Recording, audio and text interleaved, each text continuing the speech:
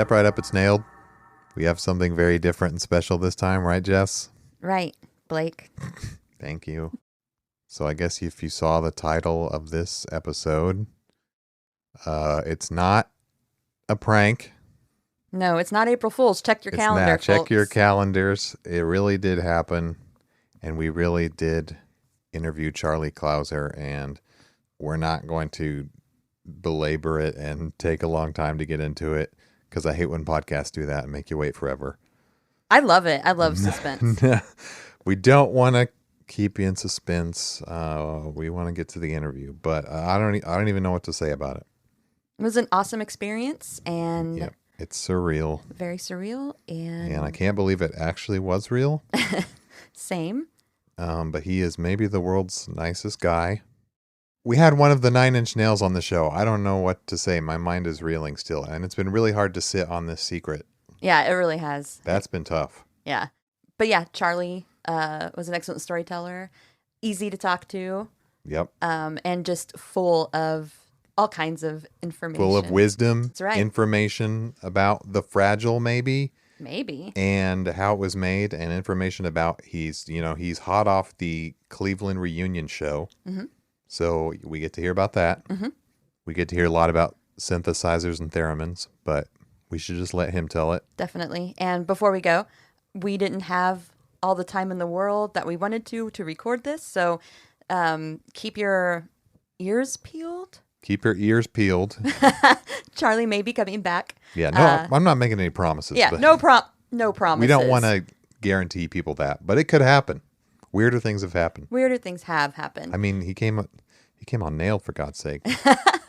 And also just a big thank you to Christopher G. Brown, the intern, for getting this set up. He made it happen. Definitely. So you can thank him, the and intern. also thank you again to Charlie for Yep. dropping by and chatting with us. It was great. Yeah, should we just let him hear it? Let him hear it. So we kind of come in mid-conversation a little bit. We were chatting it up, so we'll drop you right into it. Get cozy. Get cozy with Charlie and us. I hope you... It's just cold. That's all I'm saying. Yeah, It's cold. Time to it's get cozy. cold time of year. I hope you liked our convo.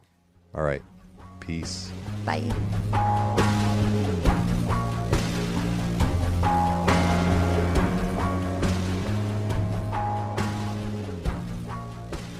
Charlie Clouser, thanks obviously so much for joining us on Nailed. We didn't really think this would happen anytime soon, but our intern, who we call our intern, made it happen. So thank you. And welcome. Glad to be here. Glad to be a part of it. Thanks for being generous with your time. You were talking about the first synth you ever had that you sawed in half so you wouldn't sell. You were saying that was used on like Downward Spiral remixes in the 90s? Yeah, I had this. The very first 2 synths I ever got was a little ARP Solus, which was like a cheap monophonic synth, the low cost version of the Odyssey, and a Korg MS-20. And in the early 90s, I bought these things for $200 and $400 out of classified ads in the back of the Village Voice when I lived in New York. And in the early 90s, before I got involved with Nails and was, living hand to mouth, I, on purpose, kind of disabled them and destroyed their resale value by taking the electronics out of the ARP Solus and throwing away the enclosure and the keyboard, and then taking the MS-20 and sawing the keyboard off, and with my rudimentary carpentry skills, kind of building this Frankenstein box that held both of them together. And I figured that was one way I could guarantee that I would never, in a moment of financial desperation, sell those things. And so I still have them both. They're a bit ratty and crusty, but they're still kicking around here somewhere in the room. Yeah, the like that remix stuff sounds really slick, like almost ahead of its time for mid-90s. I wouldn't have guessed that that's what it was, and that you were like wanting for gear in those days. Well, I actually was just going through boxes of old DAT tapes that contained all the mixes of those remixes and transferring all that stuff into the computer for long-term archiving. And I have to say, I was kind of nodding my head there, and I was impressed with the audio quality considering the crude level of equipment of the day. And, I had those two monophonic synths, which actually I never used either one of them for a synth sound. I only ran other sounds through their filters. Okay. So, for instance, there was a couple remixes I did for the band Prong that had these sort of dirty little sounds that were kind of like Ernie, Ernie, Ernie. And that was just a chunk of the guitar track through the external audio input and the filter on either the ARP Solus or the MS-20, and then using the triggering on the keyboard using a MIDI converter, and the position on the keyboard would control the filter cutoff. So as you would play lower notes, they would be more muted and go, "Rrr." And if you'd play higher on the keyboard, it would trigger the filter more open, so you get "eh." And so you could play a little pattern on the keyboard and create those interesting triggered filter patterns. And I did that a lot on remixes because that was one of the few interesting sounds I could make with my tiny little setup in those days. Yeah, and they sounded awesome, and I wouldn't have guessed that. But I promised Jess it wouldn't be all about gear because her eyes might glaze over. But she did mine might too. She had a good idea for a question about like first getting into. Yeah, I was just wondering, like, what made you want to buy a synthesizer? Like, was there a certain type of music you liked, or just you were really into like tech side of things? Like, what exactly was it? It was definitely from hearing sounds that I didn't know how they were made on various records. And, the obvious candidates would be bands that I listened to like Kraftwerk or Devo or Talking Heads. But even earlier, there was kind of two sonic moments from more dad rock kind of stuff that predates that explosion of new wave and interesting music in the 80s and late 70s. And one of them is in the Pink Floyd song Sheep, where the last syllable of the verse vocals, it's as Roger sustains his voice, it kind of crossfades to a synth sound that is tweaked to be in the same pitch and the same octave and with the same tonality as his voice. And then as he's sustaining the last word of the verse, it morphs into a synthesizer.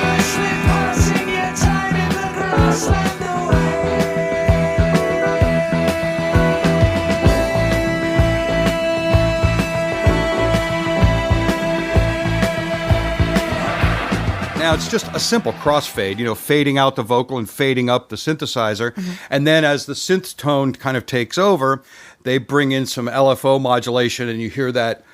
I'll do an imitation of it where he goes, away. And I remember hearing that and thinking, that's freaking sonic magic, and I want to know how to do that. And that's what I don't care that all the other sounds in a Pink Floyd record are just sort of normal. They're organs and drums and guitars, and they're not far out. But that one thing sort of jumped out of the speakers at me, and I would, with my turntable, I'd repeat that piece over and over again just because I loved that otherworldly quality that it had. And a similar thing is in the movie of the Led Zeppelin concerts called The Song Remains the Same, where Jimmy Page plays with a theremin. And it's going through a tape echo or an echo unit of some kind, and there's this sort of, the section in the song that I always referred to those kind of solos as drug solos, because it's just like, it just sounds like a drug trip freak out noise, and he's making these far out space noises.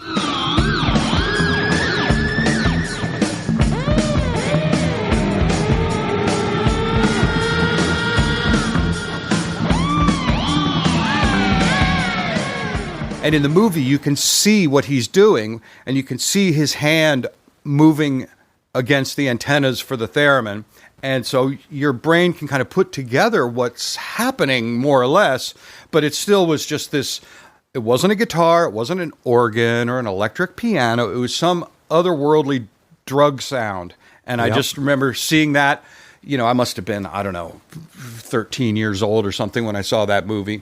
and thinking that's the greatest thing I've ever seen. So those kind of moments predated the massive onrush of interesting sounds that was like an avalanche in the late 70s. I remember seeing there was one year, I think it was 1977, when on Saturday Night Live, because I was growing up in Vermont. I was like on a dirt road where we got 3 channels of TV, no MTV, no internet, no nothing, no exposure to interesting music. I didn't have any older brothers or older cousins that could turn me on to cool, badass music. I had to find it like on the radio or by watching Saturday Night Live and seeing who was playing this week. And in one year, I think it was 77, Devo, B-52s, and Talking Heads all played on Saturday Night Live. Whoa. And of course, Devo, it's that legendary performance where they're wearing the yellow jumpsuits and they play Jocko Homo and Satisfaction.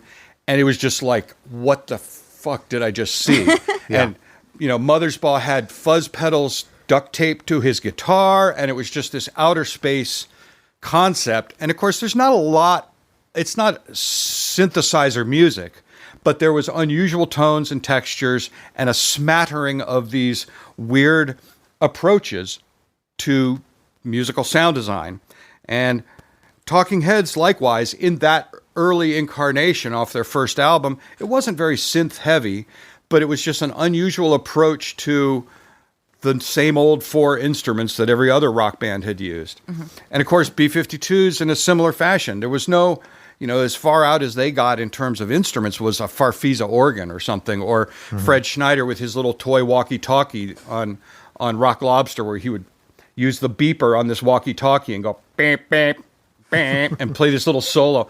And I thought, those kind of moments were the next links in the chain. And then once I got to college and discovered all the factory records, stuff like, Joy Division and New Order and A Certain Ratio, and bands that were harder to find when you live on a dirt road in Vermont.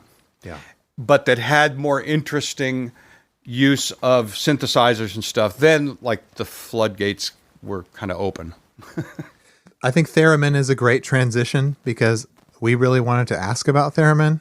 And this kind of leads into the whole Cleveland mind-blowing thing, which like we're still unsure what we saw, and you're probably still reeling from it, I imagine.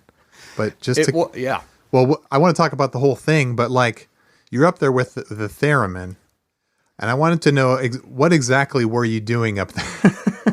Was it just theremin? Were you just there to play theremin? No, I played a few. Alessandro Cortini relinquished a few keyboard parts that he normally would play. That he kind of said, "Hey, it's whatever you want." And all credit to Alessandro. He's like, "Look, I'll just stand here. It's fine. You can play any parts that you remember how to play and that you feel like playing." So I played, some of the parts on Sin, the keyboard solo on Gave Up, and, some of the things that I used to play live triggering samples on the keyboard are now being done by Atticus. So I didn't play everything that I used to play on all of those songs. And, I always had, when Trent had first suggested using a theremin back in 97 or 95, whenever it was, I kind of said, "Are you sure, man? Because it's a little theremin goes a long way." And he's like, "No, bring that thing out." And so we picked a few songs that it would work on in the touring for The Fragile. And then when it came time to do this Cleveland thing, he said, "Yeah, break it out, man." And and again, I said, "Look, it's, a little goes a long way. I don't want to be slathering that stuff all over the place."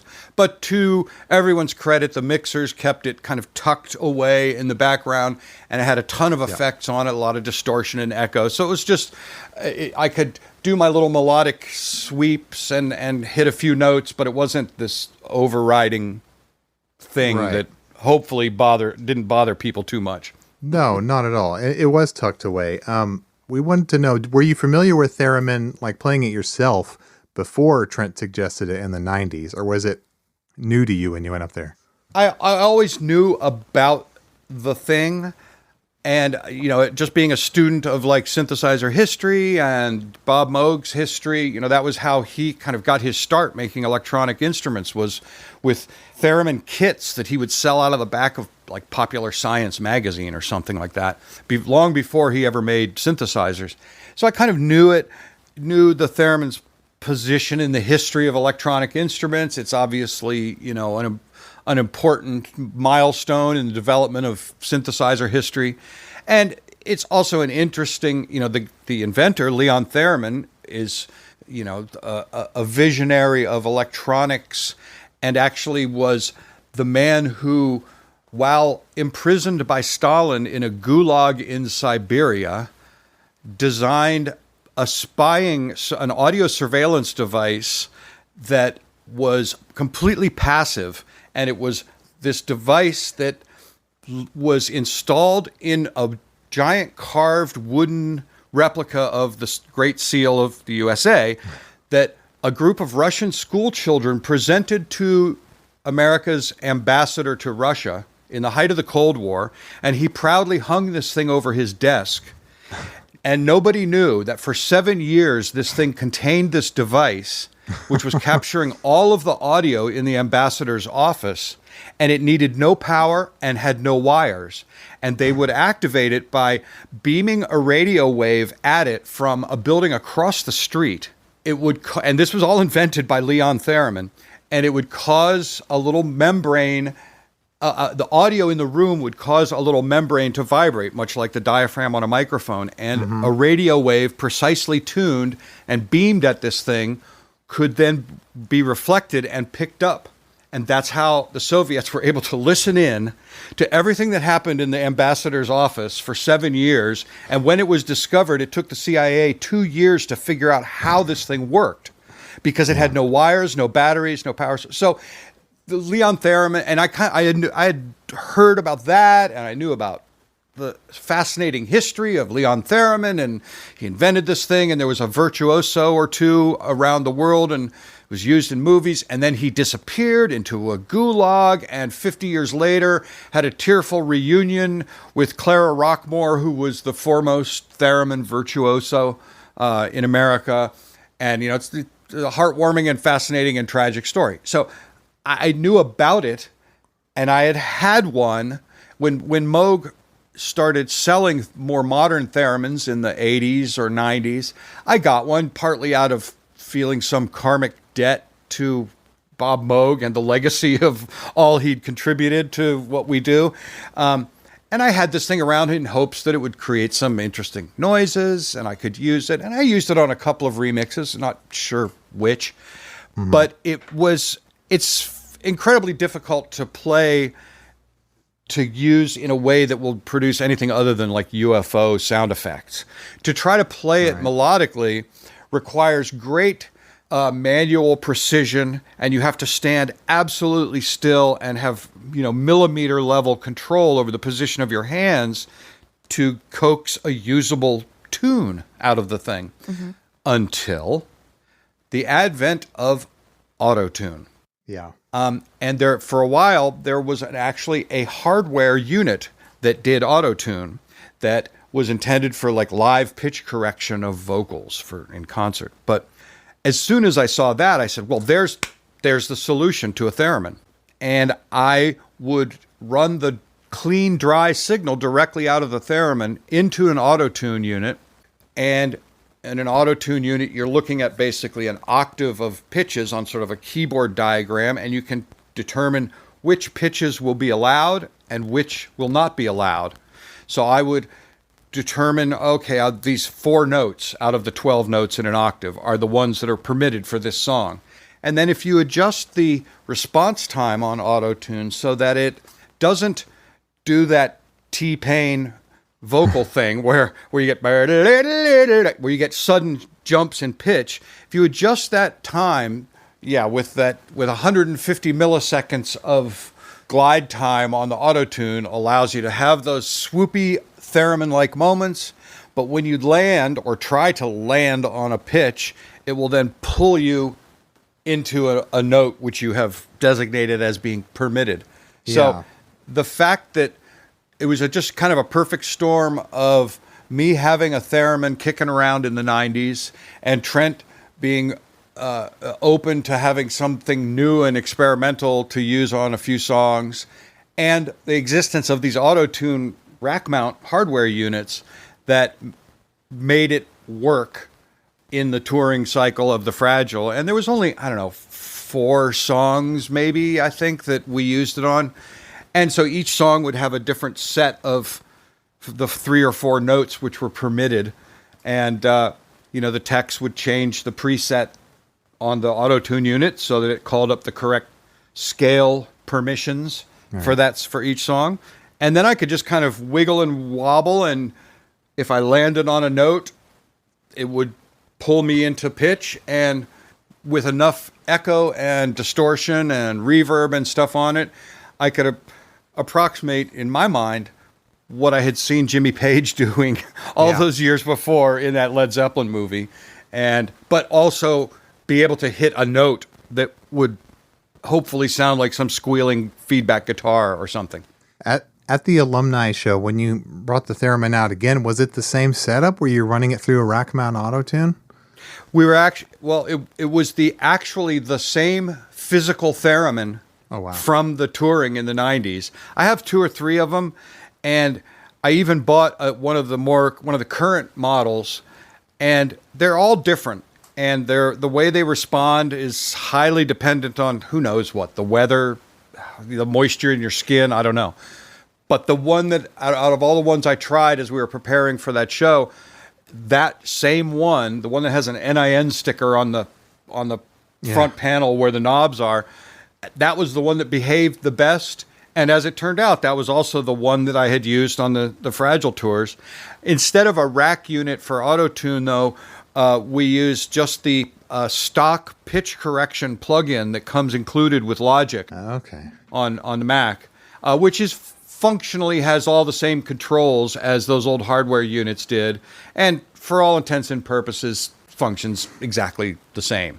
So anybody out there who has even the cheapest home-built terrible theremin and a copy of Logic, well, you have all the weapons at your disposal that I had. I guess they do make it easier these days. You're right. No need for the big rack mount unit.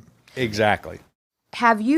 Did you play live at all from the Fragility tours to the Rock and Roll Hall of Fame? Were there any live performances that you did in between that time?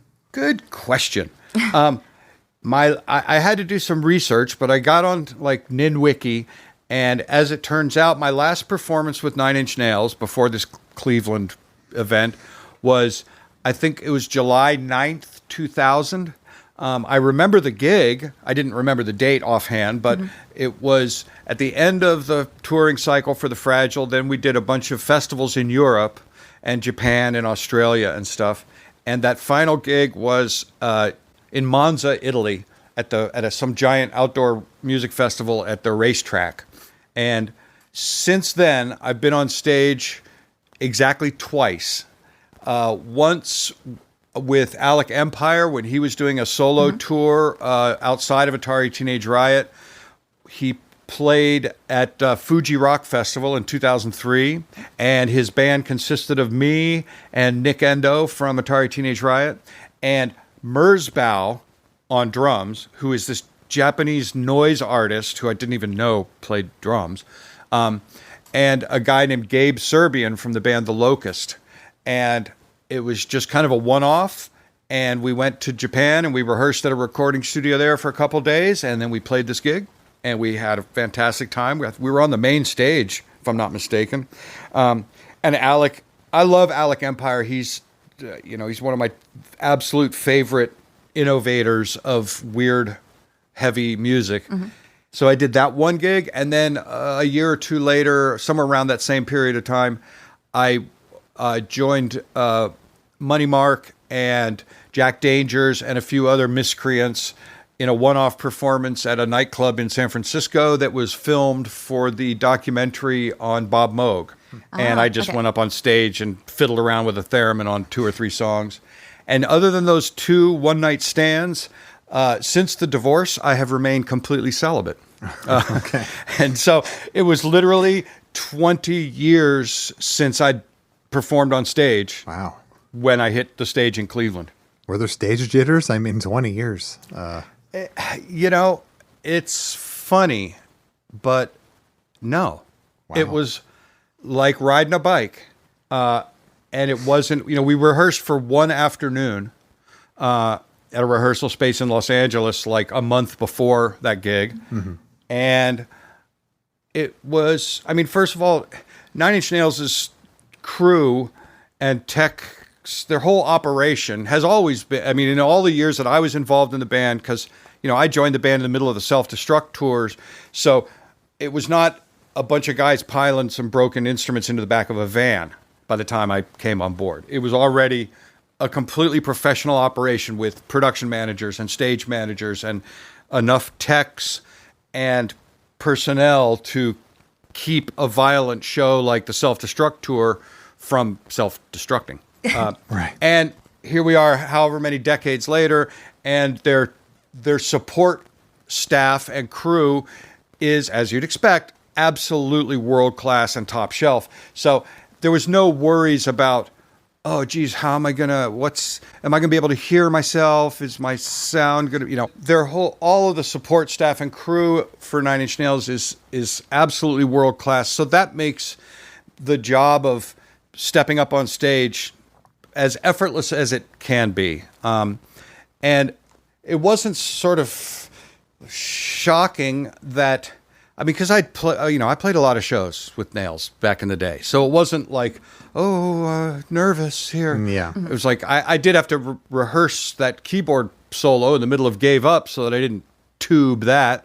But it wasn't, part of what made it so easy and familiar is like, I know all these guys. Mm-hmm. And we lived in the trenches together for a long time. The only person in that whole in the whole live band that I didn't already know was Elon Rubin. Mm-hmm. So the first time I met him was in the rehearsals in Los Angeles.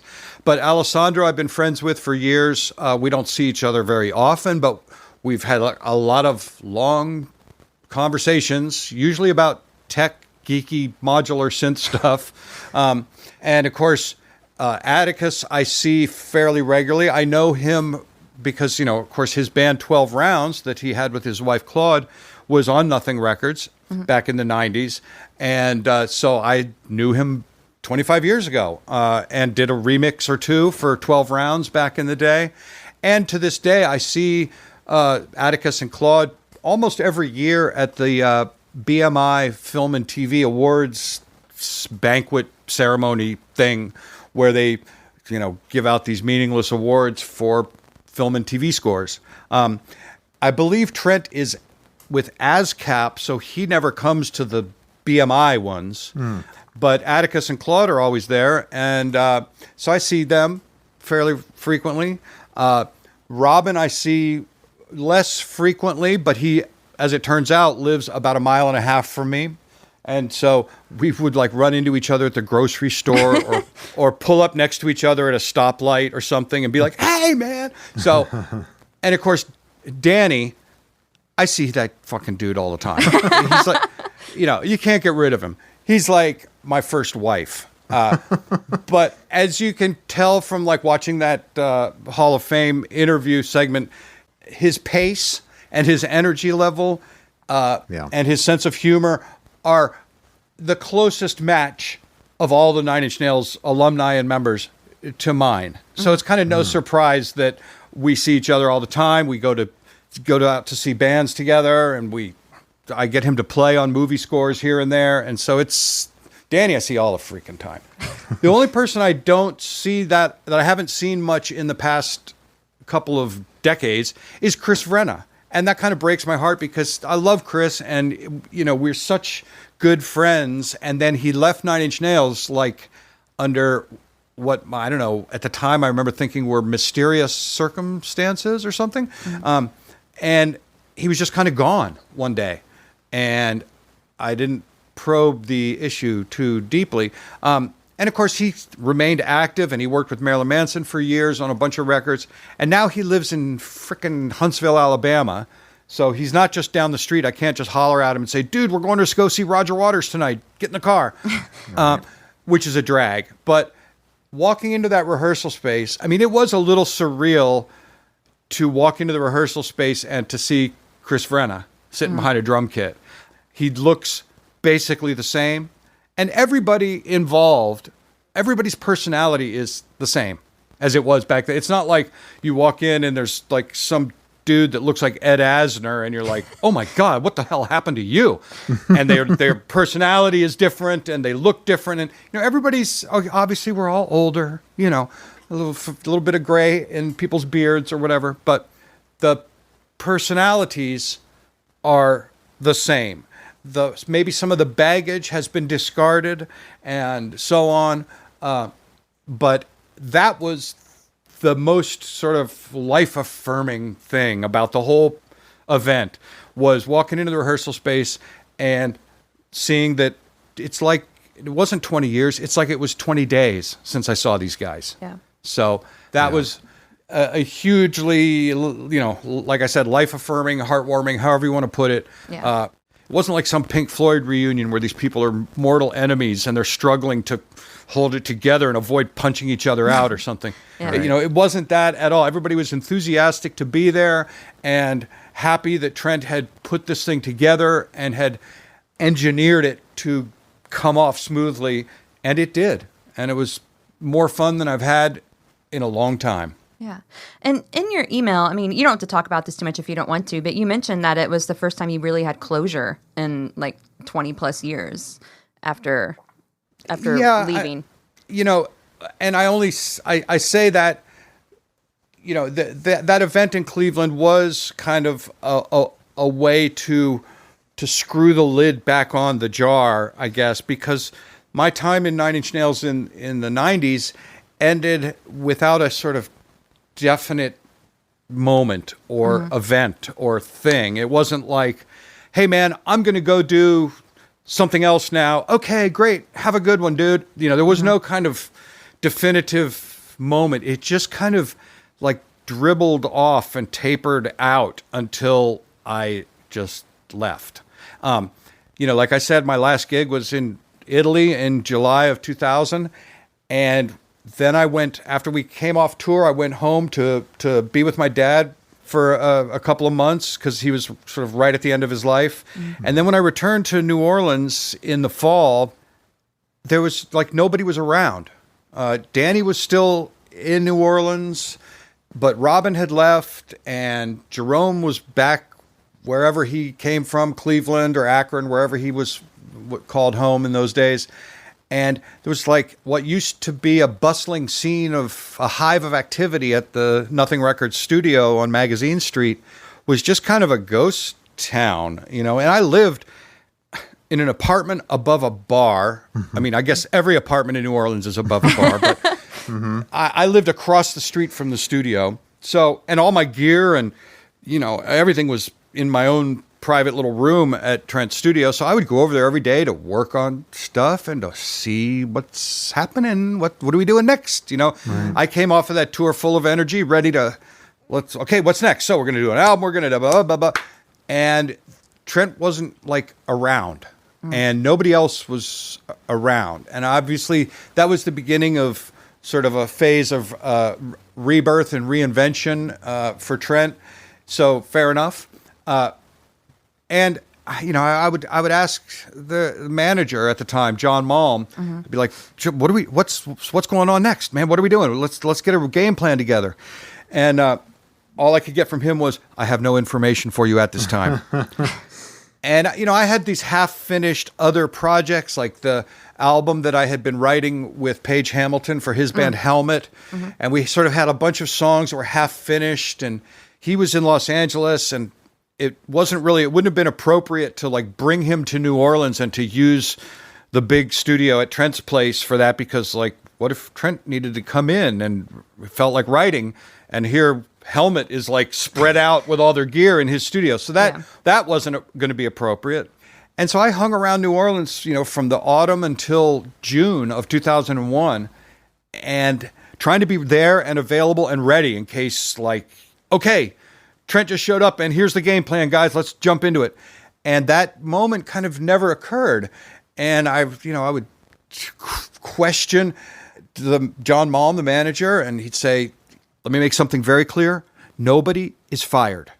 But, but you got to do what you got to do. So he didn't want to unplug anybody, but he also wasn't like saying, you can't leave or we'll sue you. Or, it was nothing like that. But it got to a point where around June, I was just like, what do we do? First of all, I did not like living in New Orleans. I had been there for six or 7 years, well, however long it was. And I was like, I'm over it. I still had, I had cars in friends' garages in Los Angeles. And I had phone numbers in Los Angeles and stuff, even all those years later. So I was just like, okay, you know what? I'm going to go to Los Angeles, work on this Helmet record. And you know where to find me. Give me a call if you need. And that call didn't come until 21 years later when we were setting up the Cleveland thing, which I only described that scenario because to make it clear that it wasn't like this, okay, you're fired, get the fuck out of here. Or, okay, I fucking quit, I'm leaving and fuck all you guys. It was just this weird tapering off and then radio silence until some years later when it was like, oh, wow, Nine Inch Nails has a new record coming out. Oh, well, I guess I won't be going back to New Orleans then. Well, at least he got back to you. It took a few decades, but he did get back to you. Exactly. And, obviously we all went through some shit, quote unquote, in those intervening decades. But I got to say, it was like no time had passed walking into the room and talking to Trent about not just the music that we were going to do in Cleveland or whatever, but just everything. It was fantastic to get back to what felt like exactly where we left off, minus any of the drama. It was about as good as a situation like that can be. So I guess can we ask you questions about recording the Fragile? Speaking of New Orleans, Nothing Studios, and actually, speaking of Helmet, there's, I think, a fan belief that Page Hamilton played on No You Don't, and I think it's incorrect. He may have. Okay. Page came down to New Orleans quite a bit. Helmet opened up for Nine Inch Nails on some leg of some tour at one point, which is how I met Page, and we bonded over our shared love of certain music and whatever, movies, and it's highly likely that he definitely was in the main control room with a guitar in his lap at more than one afternoon. Okay. And I've chimed in on a few threads on various forums where people are wondering about what kind of synthesizer did that bass sound on this song or whatever on Nine Inch Nails threads. Yeah. And I've said something like this in some of those forum threads where it's like, the making of the Fragile was such a long, drawn-out process with so many additions and restructurings and songs that started off with just a 4-bar loop, and then that became the intro to a different song, and then it had a different name. And at one point, there was more than 100 sketches for songs in progress on our file server network, with all of them with rough names that then would get changed to the real name once Trent had some lyrics. And so who can say who played what guitar on what track? I listen back to the record and I go, okay, I can, out of these 40 items on this song, I can definitively tell you how 6 of them were done. Yeah. And the rest, it's lost to the sands of time. Perhaps there is more detailed documentation somewhere in the recording notes or the track sheets or stuff, but in the cobwebs of my brain, those details are growing foggy. Yeah. But Page definitely contributed stuff during the making of The Fragile. How much of it wound up in the final mixes of songs and on which songs is data that I do not possess. Right. So it's still going to remain sort of a mystery. What can you tell us about the various Buddha choirs that are in the liner notes or the fragile? Because we are wondering, like, who were they? Who was sent out to wrangle? We have a pet theory that Danny Lohner was sent out to wrangle them, as that's his personality. But maybe you had something. You'd think so. Yeah. The Buddha Belly Choir or the Buddha Choir is a reference to the bar across the street from the studio, the one that I lived above. I was going to ask if it was the one you lived Okay. above. Okay. Yeah, it was called the Buddha Belly, and it was run by this guy who had 3 or 4 bars in New Orleans, like Checkpoint Charlie was one, and he owned a few restaurants, and he had opened up that Buddha Belly around the time that we moved there and Trent started building out the studio. And the Buddha Belly was a feature of all of this businessman's restaurants or bars were that they all had video poker and pool tables and dartboards and laundromats. Okay. So the idea, it was, brilliant business acumen on this guy. You'd go in, you'd put your laundry in, play a game of pool, order a burger, have a bunch of beers, and he's making money on everything that you're doing that day.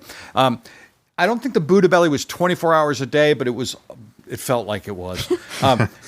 And one of our assistants, above the bar was 2 apartments. I lived in one, and these 3 guys lived in another that had gone to audio school in Florida together and moved to New Orleans specifically on a mission to try to work for Trent Reznor and Nine Inch Nails. One of them, Nigel, did get a job working at the studio as like the runner, intern, go set up these mic stands, go coil up those cables. And one of the other guys that lived, they had a band. These 3 guys had a band together called Dead Hand System, which was actually I've heard of them. not Yeah. terrible. Yeah.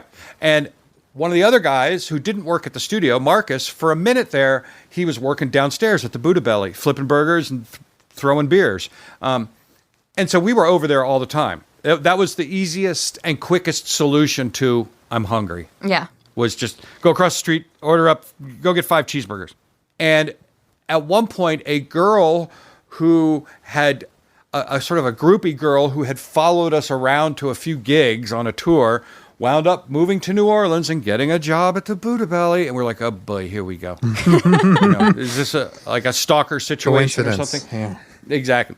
But it turns out she was not a violent murderer or anything. And so the Buddha Belly Choir was sort of whoever's in the Buddha Belly, go over there, go across the street, tell Marcus to lock up the place and get over here and bring whoever's sitting around the Buddha Belly to come in and sing gang backing vocals on. And it was usually friends of ours, people that we knew who weren't directly involved in the Nothing Studios operation, but were also they weren't just random people off the street. They were sort of known. Sort of acquaintances. Exactly. Okay. The extended family. Yeah, because the lore is they were just Randos. strangers that were wrangled and brought over, and which is interesting. There may have been a couple who weren't, whose last names we didn't know. Yeah. Let's say, my girlfriend at the time, who is now my wife, Judy, was one of the Buddha Belly Choir. Okay. A couple of her friends who she was in like burlesque shows with and stuff were part of it. So there was like an extended crowd of friends and family that contributed to the Buddha Belly Choir. So there was musical talent in there. It wasn't just grunting bar flies. Well, it was sort of like what we would, it would be listed on the track sheet as gang vox. Yeah. So here's the vocals, everybody sing along as best you can. But by that point, everybody had a few beers in them, so it was going to be loose and sound like, a rowdy gang of unruly backing singers. Right. Yes. At some points, it does sound like a rowdy dudes. And some point, it sounds kind of pretty, like on The Day the World Went Away, which I think they're credited in there somewhere. So I'm like, somebody must be talented in this Buddha, in the gang vox. I just have questions about like working with Dr. Dre on Even Deeper. Yeah. Was that like was that the cool experience for you? You were there, right? At the session? Yeah. And that was all credit to Jimmy Iovine. And if you've ever watched those documentaries that came out a few years ago about Jimmy Iovine and Interscope Records and all that. Yeah, the Defiant ones, I think. Exactly. And I remember watching that and going, okay, I'm glad I'm not the only person that thinks that about him, because I didn't know the excruciating detail of his career and the fact that he had produced Springsteen and that he was instrumental in putting Stevie Nicks and Tom Petty in the room for what would become one of their biggest hits. Yeah. And there's that scene that's reenacted in the documentary or in some other movie about Death Row or something, where I believe it's the scene I'm remembering is an actor who's playing Jimmy Iovine is speaking to an actor who's playing Dr. Dre. And the Jimmy Iovine character says, look, I don't know about rap music, but I know that what you do is good.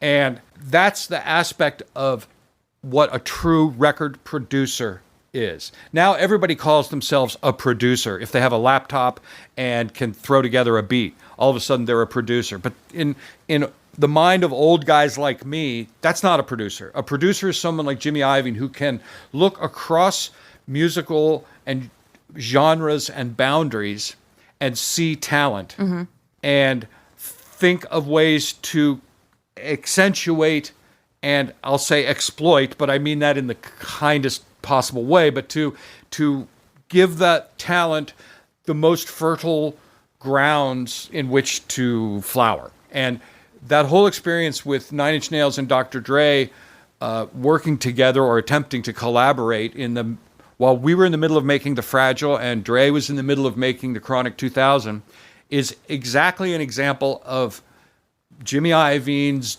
genius as a record producer and saying, I'm going to take my two most talented artists and put them in the room together and see what happens. And maybe it'll be a bust. Maybe nothing. Maybe they're too different. Maybe they don't get along. Maybe they fight with each other.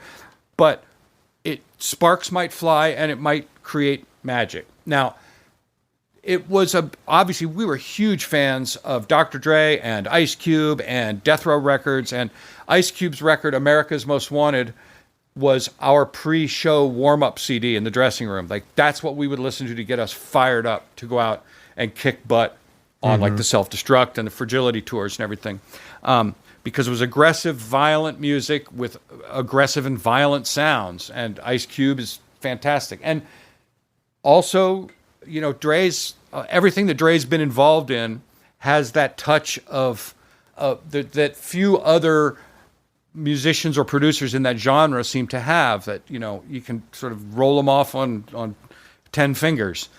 And the idea that Nine Inch Nails and Dr. Dre could coexist in the same musical space, didn't sound far out to us because we were intimately familiar with everything that Dre had been involved in from his first, you know, the first NWA records on.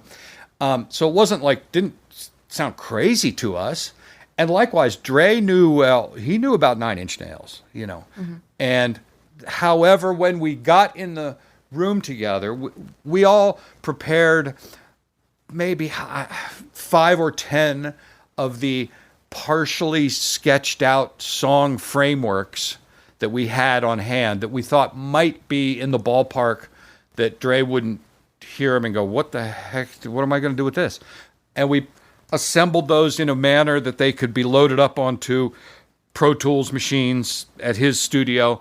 And we came out to Los Angeles with this hard drive full of stuff. And Dre was in long-term lockout at Larrabee Studios in West Hollywood. And we rolled in there, and him and I believe his name is Mike Elizondo, who's the bass player, and Melman, who was the guy behind the MPC 60 drum machine. They were all in the middle of doing tracks. But obviously, at that point in Dre's career, money was no object. It wasn't like, oh, we're getting short on studio time here. It was like he was in Larrabee for months on end. Yeah. And that's not a cheap room. So it was all love. You know, we rolled in there and Snoop was kicking around. And, you know, we said, look, here, let's just play some of this stuff and see if there's anything you want to fuck with. And as it turned out, the song Even Deeper has that sort of hypnotic, slow kind of almost trip hop style beat. And that was the thing that Dre gravitated towards first. And that's the thing that we spent the most time screwing around with. And then we screwed around with a couple frameworks of tracks that he had on hand. And then we kind of parted ways. We left the Even Deeper tracks after we had kind of put them up and explained what's going on and what might be cool to do on them, we left that stuff with him. And then we took the frameworks of tracks that he had given us back to New Orleans. So we were out there for, I don't know, a week or two with no pressure. It wasn't like, okay, whatever we get this week is going on the record. It wasn't like that at all. It was just to familiarize each other with the half-finished material we had on hand. And then we would part ways. And then I believe Dre continued working on stuff after we had left and then sent that down to New Orleans so that Trent and Alan could integrate it into wherever that song was sitting that day. Is there stuff you guys did that could have ended up on Chronic 2? That's what I want to know. I wish. I mean, that's a great record. I've listened to that record so many freaking times, and I don't hear anything that I did. But maybe in the background somewhere. Hey, but all the stuff that again, all credit to Dre for using so much of like Scott Storch's work on there, which was really at the time was like coming from left field. And Storch became a huge hip hop producer, but at the time, before Chronic 2000 came out, I believe he had been in the band The Roots at one point. And the stuff that he added to the Chronic was fresh and new and daring. And again, all credit to Dre for hearing what Scott was doing and thinking, oh, that's going on my record. For sure. So there is a song, I don't know if you'll remember, because like you said, there were over 100 songs recorded and they had alternate titles. Yeah. We've all been trying to figure out what Rotation is. Yeah. Or if it's even something that's on the Fragile. It was written on a track sequence on a whiteboard. It said Rotation. Do you recall that one? I do. Also because I have a bunch of drum samples that we made for that, which are called, rotation drum, rotation kick, rotation snare, that kind of thing. Yeah. And let me dig into the archives live on the mic. Whoa. Oh, my God. Let's just see. I do. Nailed exclusive. I may not have that on deck. Yeah, it would be wild if you just had that available to pull up right there. Yeah, I as it turns out, I don't, because we were working in a different DAW software back then, and I have a bunch of the raw audio files, but I would need to do a pretty extensive audio forensics and software conversion routine. But Rotation would have been, it might have, there was two songs, there's two tracks, Rotation and Complication. And what is the song on the Fragile that goes, Just Like You Imagine? No, it's... Is it an instrumental or a lyric? No, it's, and the lyric is, gotta get up, get back to the bottom. Oh, Big Come Down. It's one of those, either Rotation or Complication, I think. Some super fan is going to go, you're totally wrong, dude. I think it was one of those two became the Big Come Down. Okay, wow. That's my fan theory was Just Like You Imagined, but I was way off. Yeah, Just Like You Imagined. And again, there is no like decoder sheet that says, old name was this, new name is that. The only way I can figure those out is if I can somehow hear enough of an audio file from my archives of the raw tracking stuff and then equate that against the album and go, oh, yeah, that became Big Come Down. And I do have, because part of my gig in Nine Inch Nails was to be like, the guardian of the data. So I have excruciatingly massive backups of everything. But a lot of it is in 25-year-old formats for software that sometimes doesn't exist anymore, or in order to boot up the half-finished version of Big Come Down, I would need to have a computer from 1997 with the software from 1997, or else all I see is a folder of audio files with no timestamps, That would be amazing, honestly, but we won't make you do all the archaeology right now. Can we plug your career a little bit and talk about what's coming? Well, first, I guess just like, how did you actually get started in scoring? Did you start in television? Well, yeah, and this was you got to remember, by the time I joined Nine Inch Nails or even got pulled into Trent's world, I was 29. And by that point, I had already had bands in New York City, more than one, record deals, more than one, publishing deals, and none of it had really set the world on fire. So in parallel to all those failed bands, dragging our drum kit in a taxi cab to CBGB's kind of thing, the only real job I ever had was working at the Sam Ash Music Store on 48th Street for about 2 years. And that was back in the pre-internet era. If you wanted to learn about what the new synthesizer or sampler was, you had to physically go to 48th Street in Manhattan, where all the music stores were located next door to each other in about a half a block area. One of my customers there in the late 80s was an Australian record producer that would come over once a year to buy whatever the new hotness was. And he and I hit it off because we shared a love of kind of obscure art rock. We loved Roxy Music and Brian Eno and stuff like that, which not a lot of customers that came into Sam Ash back then knew about that kind of music. So we hit it off. He had produced some Australian kind of art rock bands like Iva Davies and Ice House. And so we had a shared interest in certain musical styles. And after about 2 years of me working at the store and seeing this guy every 4 months or 6 months, he showed up at the store one day and he said, "Hey, I just moved to New York and I need to set up a whole rig because in 4 days I have to start scoring a TV series."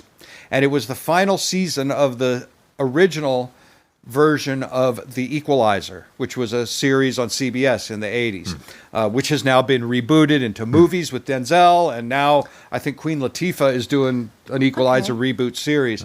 But the original version of that was, sort of like an A-Team kind of thing. If you're in trouble and don't know where else to turn, call The Equalizer, And Stuart Copeland from The Police had composed the theme and scored the first 2 seasons of that series.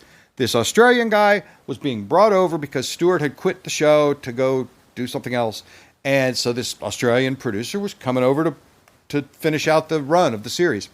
But he didn't actually play any instruments. He was a record producer and a very tasteful guy, and he knew how to operate the equipment, but he didn't play per se. So he brought a buddy of his from Australia that could play like the piano parts and the strings parts, but was not a sound designer or synth programmer. He brought me in to come up after I got off work at this music store. I would come up and make scary sounds using the samplers and synthesizers, and then I would program the score and mix it.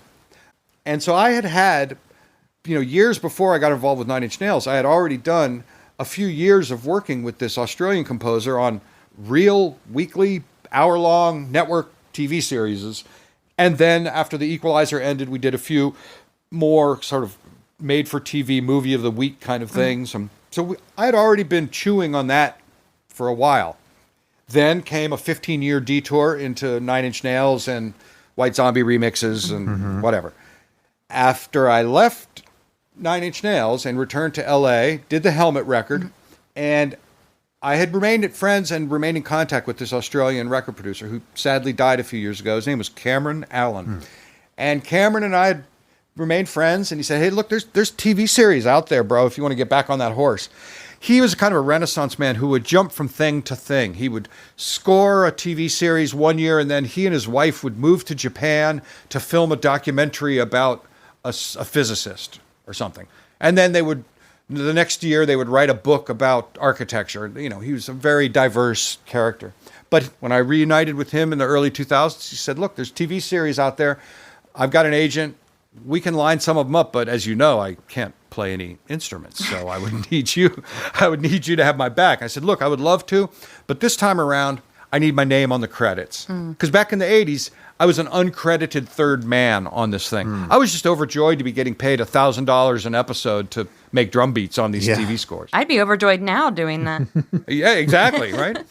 So 20 years later, I said, "Look, I would love to, but I need my name on the card." And by that, I mean on the front of the show. Yeah. So it said, music by Cameron Allen and Charlie Clouser. And he said, "Absolutely, let's do it."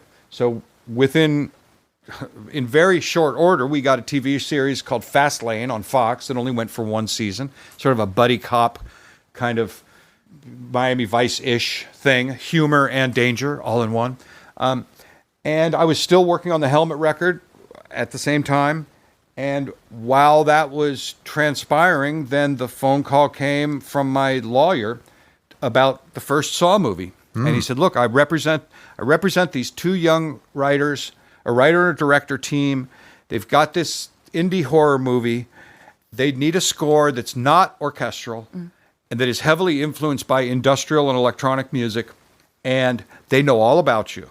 They know all about your remixes. They know that you've been involved in scoring. They know that you're not just some refugee from a band who wants to score movies, but that you've actually done this for years. And they also are, like Rob Zombie has deep knowledge of comic books and movie monsters.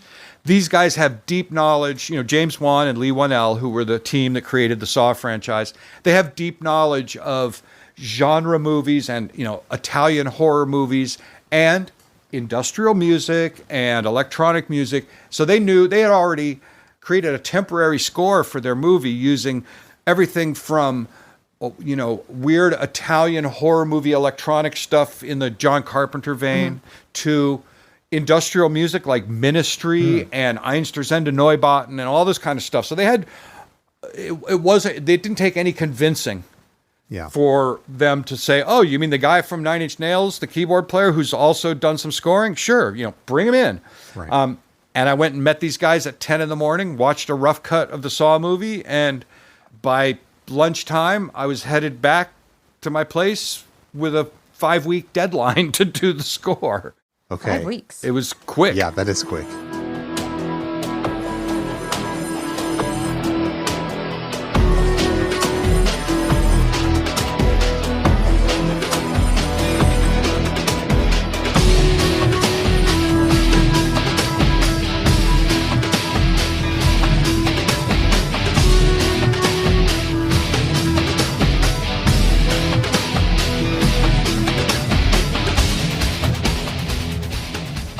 I'm guessing that you're probably a big horror fan, and it is the time of year that everyone is watching a lot of scary movies. So what are some of your favorites? And Blake said you can't pick Saw. Yeah. You can't, no Saws. And this might sound weird, but I've noticed that I don't consume tons of media, whether it's movies or music, that is very close to the style of what I do. So, like, I don't listen to a ton of bands that are similar to Nine Inch Nails or whatever.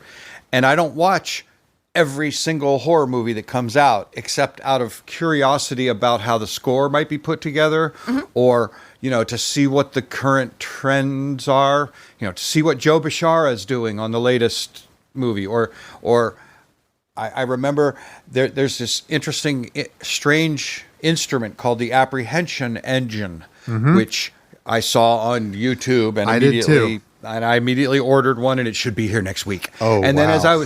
as I was digging into that, then I realized that one of the guys that was involved in developing it is this composer named Mark Corvin, who did like The Lighthouse, that black and white movie with Great movie. with Willem Dafoe.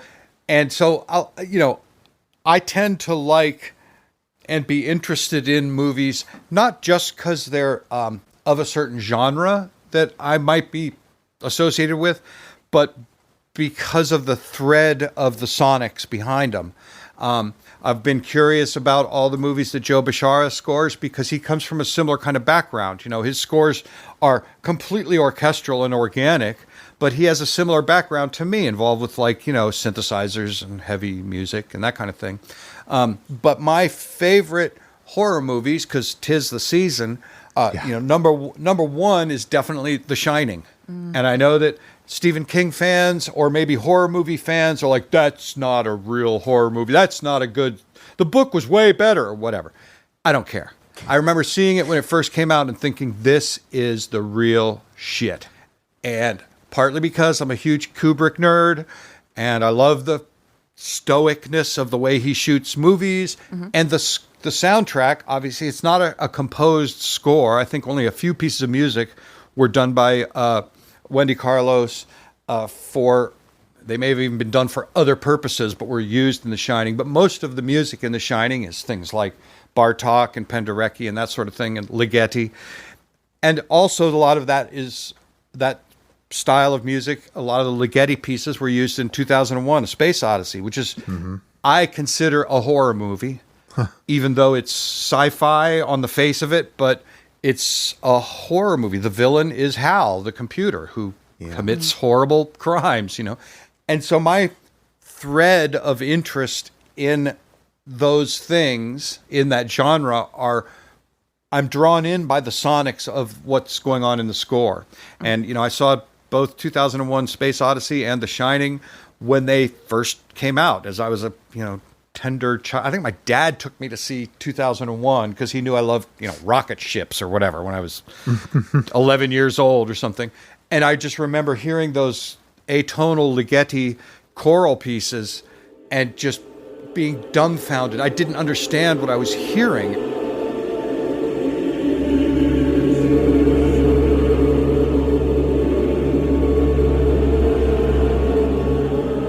I could tell that those were human voices, but I'd never been exposed to anything like that. And I was just blown away. And that triggered, and you'd think that would have triggered me to study classical music and to try to understand it.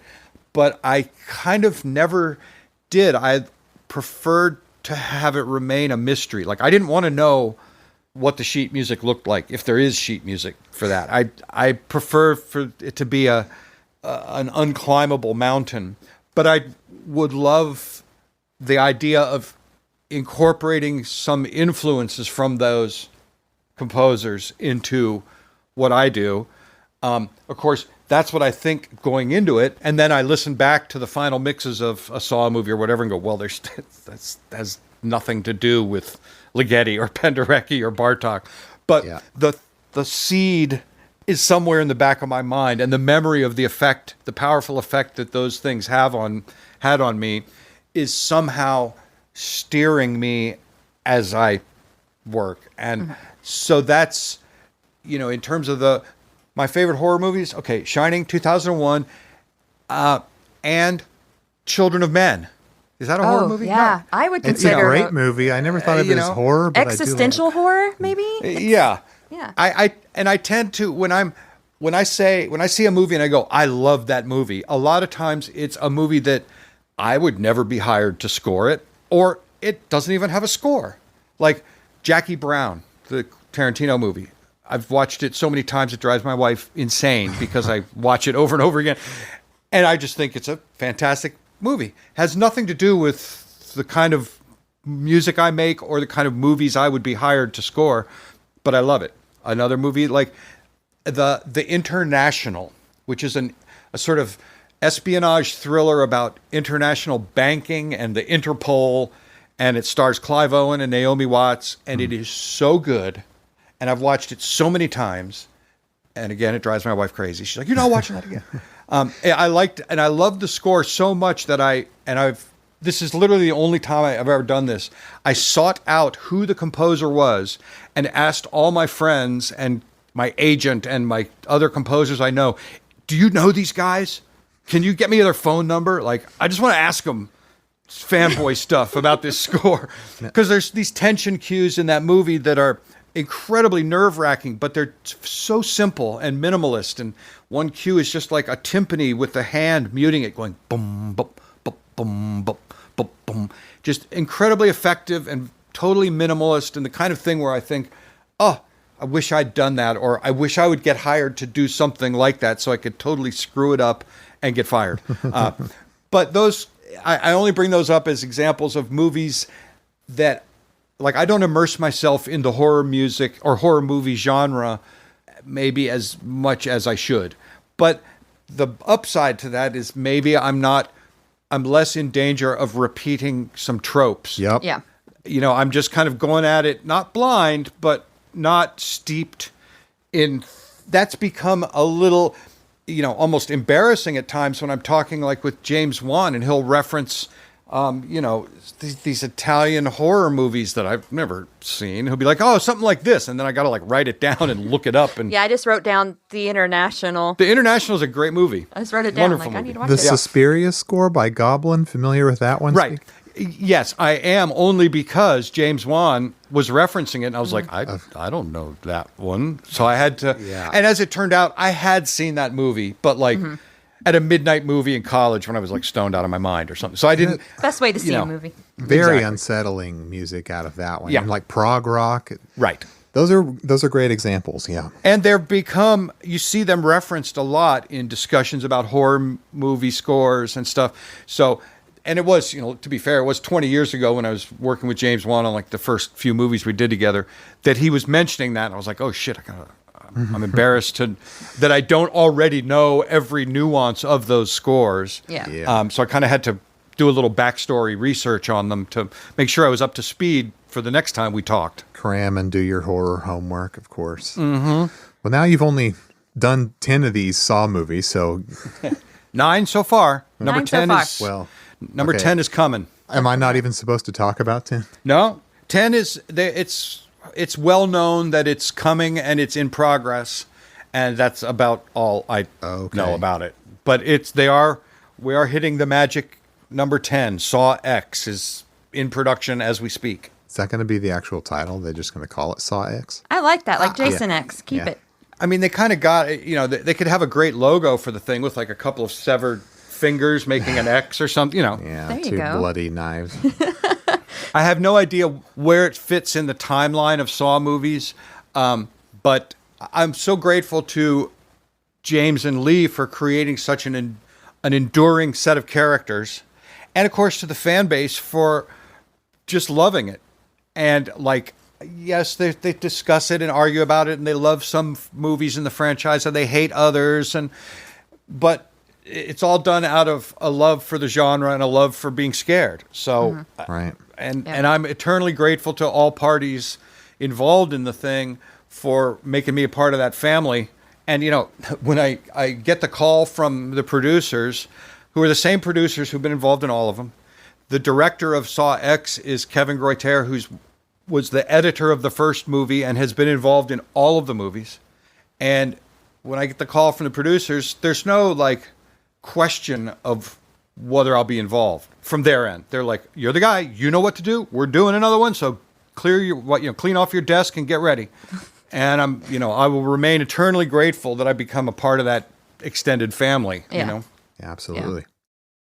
Blake had some questions about Oh, with the hammers? Spitfire. Yeah. So you've worked Oh, yeah. with, I've seen what you've done with Spitfire Audio and watched a video about you creating the hammers sample, what I believe is a sample pack. Yep. First of all, is hammers a nails pun? Kind of. I don't know where I came up with that name. I came up with that, and the original concept was that there would be, the Charlie Clouser composer's toolbox that involved things like hammers and maybe saws and maybe nails and maybe wires and pliers and wrenches and who knows what. Well, we've only done one tool for the box so far, but the Spitfire guys are one of the most innovative purveyors in that weird space where they're not just sample packs, but they are virtual instruments that come up, that load up into your music production software as a plugin. So it's not just a folder full of like WAV files that you have to deal with, however, but they go to great lengths to package and format and create a playable instrument out of the raw material that is created by their collaborators like me. And that is why there was never any question of me. It wasn't like, oh, I want to release a sample pack. I wonder who I should do it through. It wasn't that at all. It was a case of me having a long-standing friendship with the principals at Spitfire, Christian Henson and Paul Thompson, and many of their other lieutenants in the company. Being a fan and a user and a customer, I've spent tens of thousands of dollars on their products over the years. I have most of the products that they've made, and just being a fan of what they do, And they actually, I was at their booth at a trade show, just standing at one of the like demo stations with a pair of headphones, listening to some sounds from one of their latest products. And Christian came over and he said, "Hey, you're Charlie Clouser." Because you have a name tag on at these trade shows, right? And so he saw my name tag. He's like, "Hey," and he knew all about how do you know about like Saw movies and Nine Inch Nails? Like, you guys service Hans Zimmer and A-list movie composers. How do you know about little old me over here in my little weird corner on the left-hand side of the movie industry? He's like, "Oh no, we love all the weird sound design you do and blah blah blah."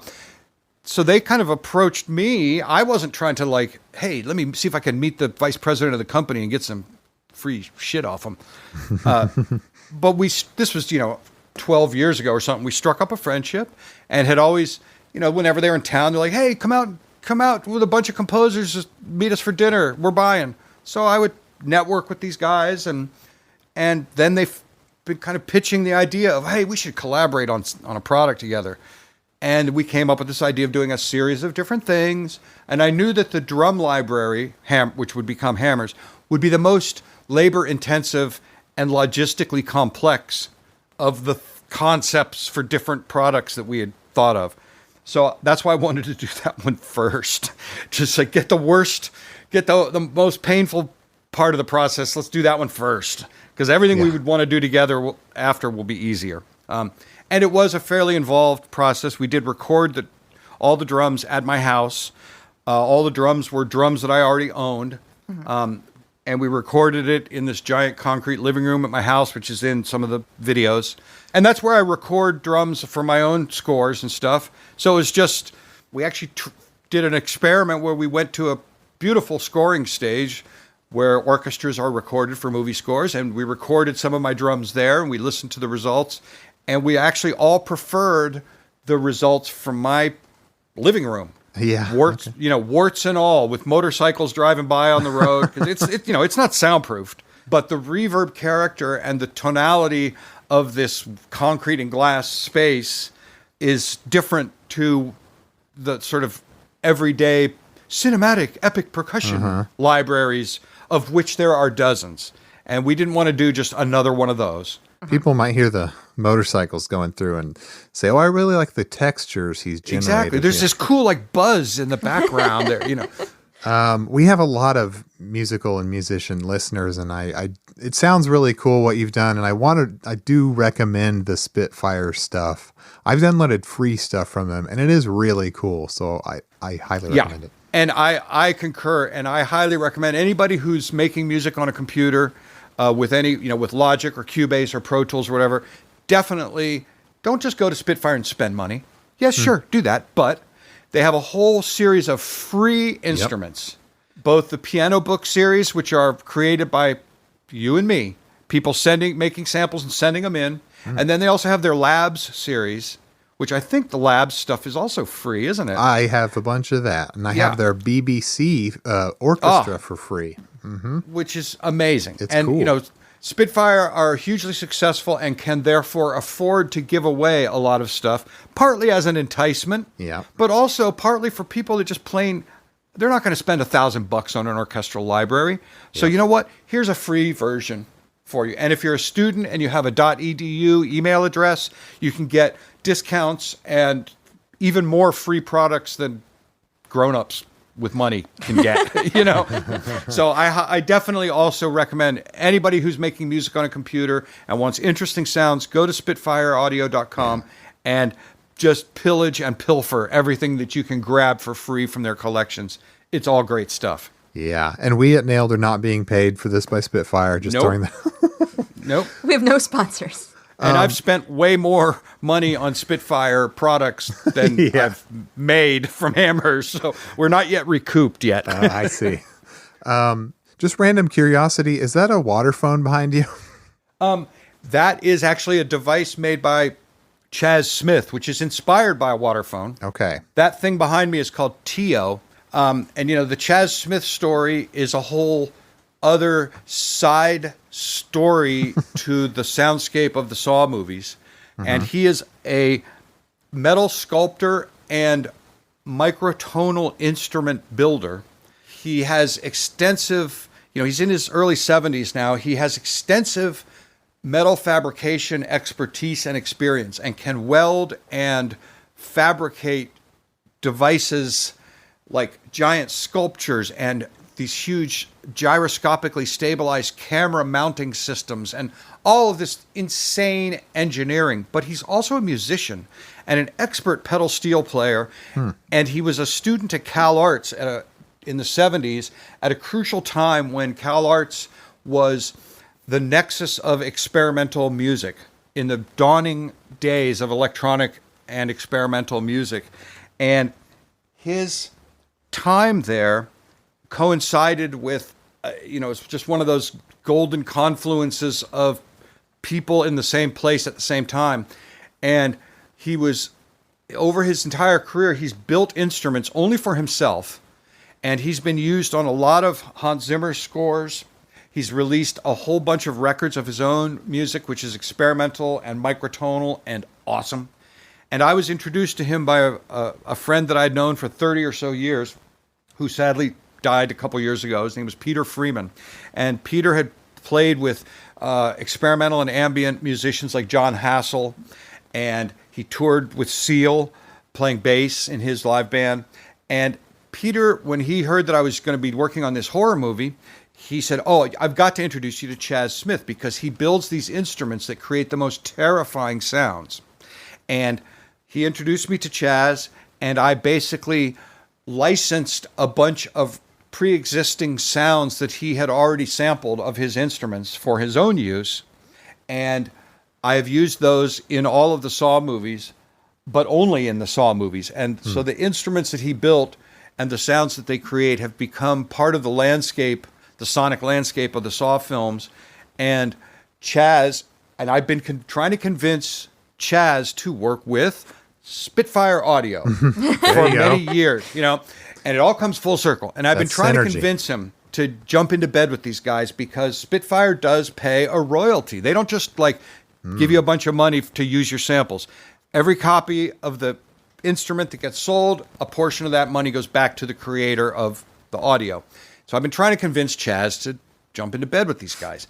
Right. Finally, after years of trying to convince, and he was sort of like, I don't want to let my children out into the world, like that, But finally, this year, they just released a title called Mercury, which is a virtual instrument from Spitfire Audio that contains many of the sounds of Chaz Smith's experimental metal instruments. None of the sounds were used in the Saw movies, but they're from the same source instruments. And that thing that you're seeing behind me across the room, that thing with the blue machined stand, it is very similar to a water phone, which is sort of like the original horror movie instrument, Yeah. And I love Chaz's work, and I am one of the few people who is lucky enough to actually have a couple of his instruments at my studio. That because I had, I basically gave him 10% of my fee from the first Saw movie to allow me to use some of his sounds. Oh, wow. And then when we made the second Saw movie, I used those sounds again, and I sent him another check for 10% of my now slightly larger fee. And I continued to do this through the franchise. And apparently, that's not what usually happens in Hollywood. Apparently, someone like Chaz would go and do a recording session for Star Trek: The Motion Picture, and then Star Trek II: The Search for Spock comes out, and his sounds were on it, but he didn't get paid again. So he was so pleased that I did, and my friend Peter Freeman that had introduced us, he had to convince Chaz, look, I've known Charlie for 25 years. He will absolutely not screw you over. You can trust him to use these samples and to be fair and honest with you about how he's using them. And I was, just because that's how I am. And Chaz was so pleased that we had this, it's almost 20 years now we've worked together in that fashion. All he's ever done is give me a hard drive with a few sounds on it in 2003, which I have then used on all the Saw movies and continue to pay him. When he finally, a couple years ago, was moving from Los Angeles up to Northern California and preparing to transport his massive metal fabrication shop and his forklift and his giant mountain of scrap metal and all of his recording gear and his instruments and all this stuff. He said, look, there's that one instrument that I built as a commission that I never used, but it's the one that you love, and the samples of which you used on the Saw movies, I would consider selling it to you, even though I do not make instruments for commissions and I do not sell my instruments.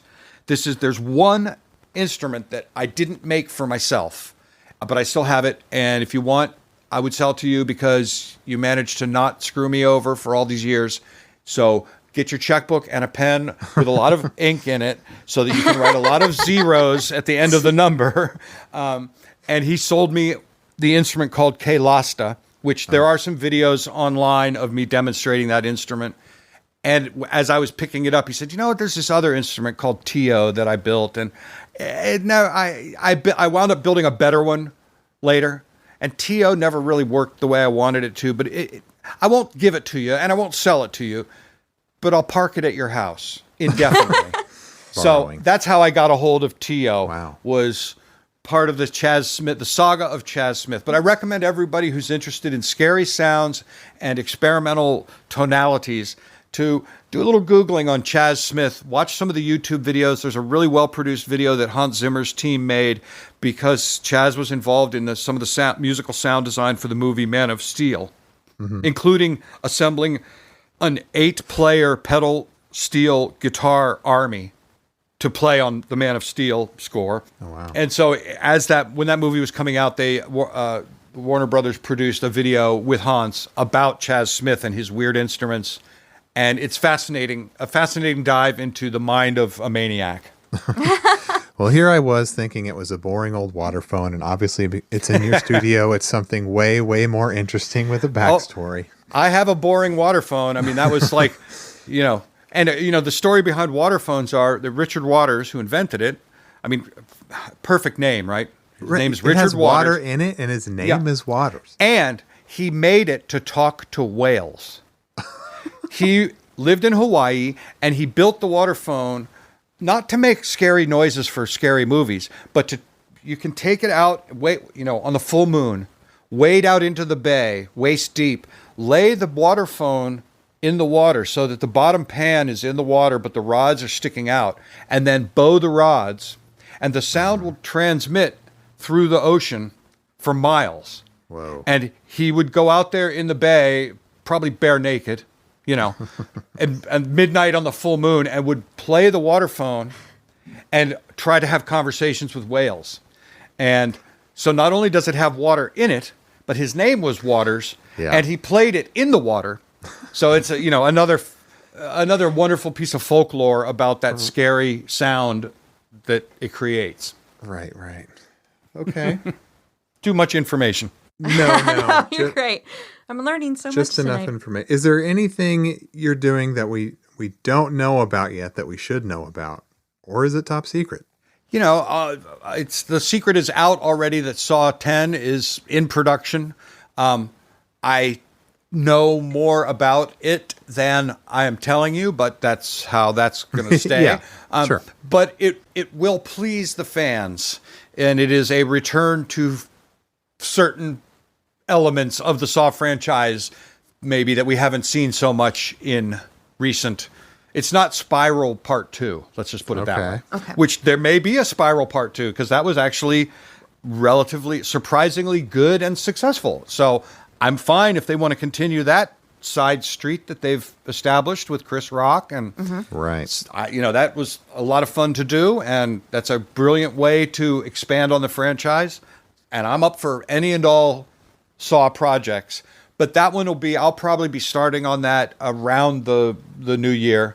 And, that'll take me a few months to bite that one off. But supposedly it's slated to be in theaters a year from now, next Halloween. Okay. I think it's October 23rd, 2023, something like that. Good timing. So you have more time than 5 weeks to work on the scores, right? Yeah. I give myself more time. Yeah. Okay. We are just wondering if you have any advice for anyone who is wanting to get into scoring. We have a lot of musicians who listen to the podcast. And do you have any advice for anyone? Yeah, sure. I came into this sideways. I came into both the scoring stuff and my work with Nine Inch Nails from being a whiz with the equipment and a whiz with samplers and computers and all that. But out of a love and an interest in sounds that no one had heard before, I wanted to hear them for myself. And it turns out other people wanted to hear them too. And that helped me find a path to working with Trent and find a path into composing movie scores. And I shamefully neglected a conventional education in composition, orchestration, arrangement, that sort of thing, because I was a drummer.